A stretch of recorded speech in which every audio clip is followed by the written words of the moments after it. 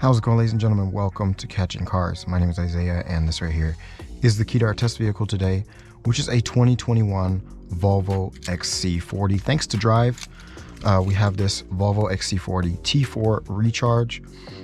So it is basically a hybrid model. So we're going to go ahead and take this out on the Autobahn. We're not going to be able to do a timed acceleration because I don't know my way around here, and I don't think we have a straight stretch of Autobahn.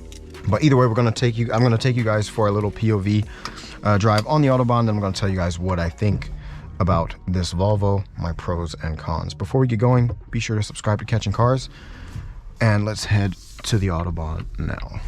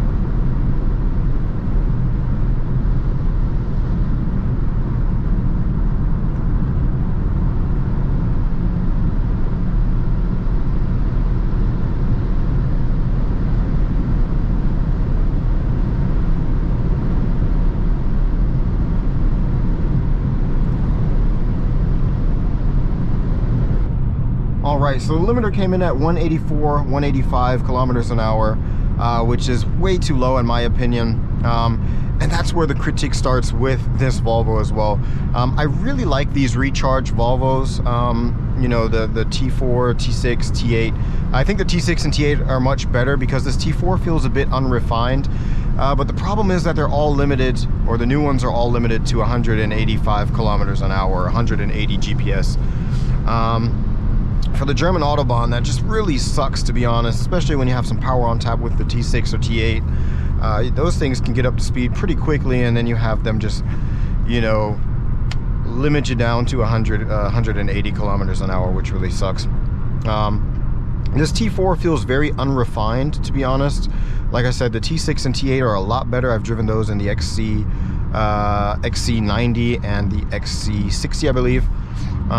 So those felt much more refined, much more high quality, and they had some really good punch as well.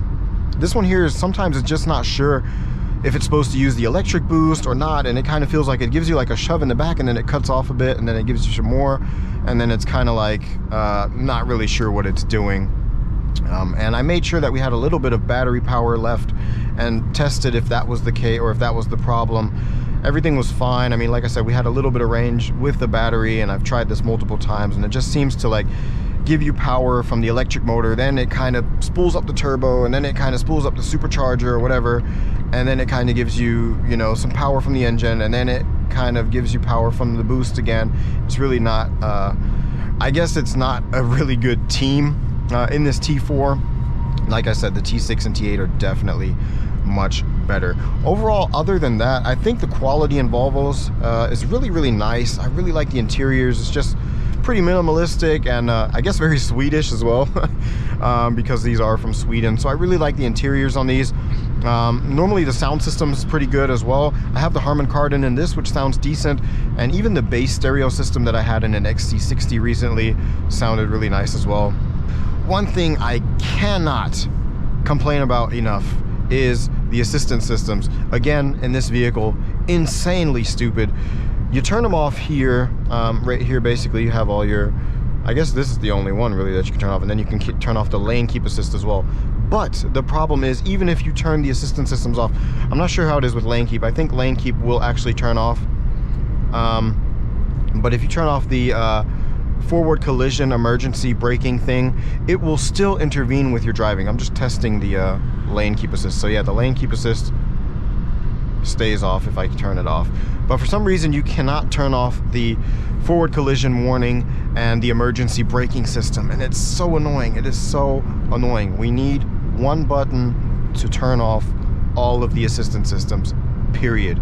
There's no way around this. They cannot be on like this, and they bother me every time I drive. And it's not just me. I'm really not a bad driver. I'm pretty sure I'm not. But it bothers a lot of people that I know that drive frequently, and we need to find a solution for this. So I really hope that someday more people will see the videos and will actually think about this, because these assistance systems are not ready yet. And like I said, if we need them, okay, fine, give us a button to turn them off and make sure they actually turn off.